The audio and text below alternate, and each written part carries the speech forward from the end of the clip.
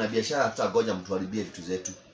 Sisi tutajipanga, nitaitana mkutano kwa wafanyabiashara kama MCA wa town, walinipea kazi na hiyo kazi nitaifanya vilivyo. Nitawaita mkutano tujipange. Next time ukikuja kuharibu mali yetu, mtatupata tumejipanga. Utakubali?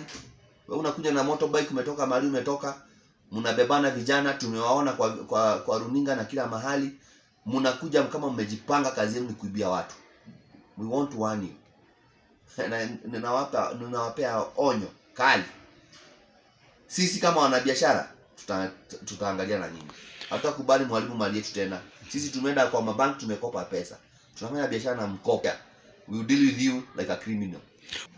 Hiyo mambo ya maandamano na vita na uharibifu wa vitu imefanya biashara zetu zirudi chini, na pia hata kuweka stock kwa hizo duka imekuwa vigumu because hauna ile nguvu na ile courage ya kuweka biashara.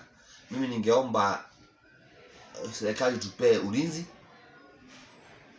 ambao mahali unaona kuna mahali kuna upungufu, na pia nimshukuru Bwana Kaja IG. Jana nilimpigia simu na within few minutes alikuwa ametuma maaskari wa kutosha pale Imenti House, wakati Imenti House ilikuwa imevamiwa na vijana. Tuliona ile kazi ulifanya kwa haraka, asanti. Next time ukisikia kuna maandamano Bwana Kaja, tutumie maaskari mapema. Weka maaskari kila mahali. Pia kwa wale ambao wamepoteza maisha yao, mimi nasema poleni sana.